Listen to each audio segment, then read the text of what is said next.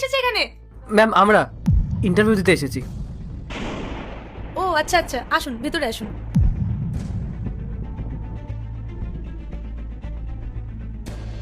Madam আপনি কি চোখে দেখতে পান না?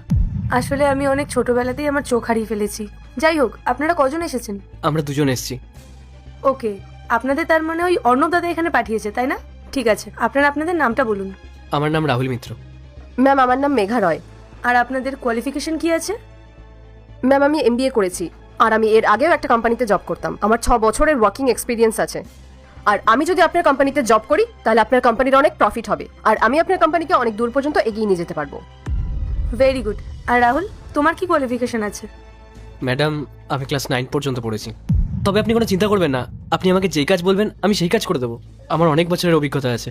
এই যে মিস্টার, তোমাকে একটা কথা বলি, এরকম গাইয়াদের মতো জামা কাপড় পরে আসলে না কোনো কোম্পানিতেই তোমাকে জব দেবে না।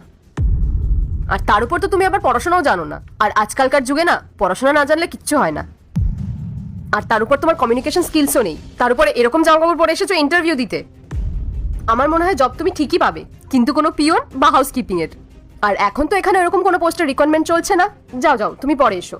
রাহুল, একটা কথা শোনো, আজকালকার দিনে পড়াশোনা না জানলে কিছুই হয় না। তোমার পড়াশোনাটা কন্টিনিউ করা দরকার ছিল।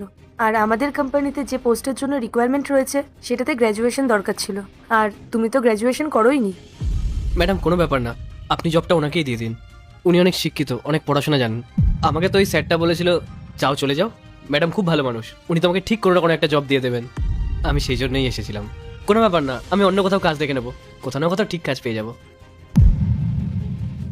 আচ্ছা, একটা কাজ করো না, এই টেবিলে না কোথাও একটা আমার ফোনটা রাখা আছে, তোমরা কেউ একটু আমার ফোনটা আমাকে খুঁজে দেবে? হ্যাঁ দিচ্ছি ম্যাডাম। দাঁড়াও, আমি দিচ্ছি। Thank you. আরে কি হচ্ছে নাকি? ওরকম ভাবে দেখার কি আছে? উনি কি দেখতে পায় নাকি? আর তোমার যদি লাগে তুমি আমাকে বলো, আমি দিয়ে দিচ্ছি। না না, তাহলে একদম চুপ থাকো, বেশি কথা বলবে না। রাহুল, তুমি তো পড়াশোনা সেরকম জানো না, আর তোমার তো ওয়ার্ক এক্সপিরিয়েন্সও নেই। আর আমাদের অফিসে এক্সপিরিয়েন্সড লোকের দরকার ছিল, তুমি তাহলে এই কাজ করতে পারবে না। আর মেঘা, তুমি তো অনেক পড়াশোনা জানো আর তোমার অনেক ওয়ার্ক এক্সপিরিয়েন্সও আছে, তাহলে তুমি যদি আমাদের কোম্পানি জয়েন করো তাহলে আমাদের কোম্পানিটাকে অনেক দূর এগিয়ে নিয়ে যেতে পারবে। কি ঠিক বললাম তো? Thank you so much ma'am, আপনার কোম্পানিতে জব পেলে আমি সত্যিই খুব খুশি হব। মেঘা, তুমি আমাদের কোম্পানিতে কাজ করলে আমারও খুব ভালো লাগবে। আচ্ছা, আজ তো তোমার ইন্টারভিউ আমি নিয়ে নিলাম, কাল তুমি তোমার সিভিটা নিয়ে 11টার সময় অফিসে চলে আসবে। এখানে তুমি তোমার অফার লেটারটা পেয়ে যাবে। তাহলে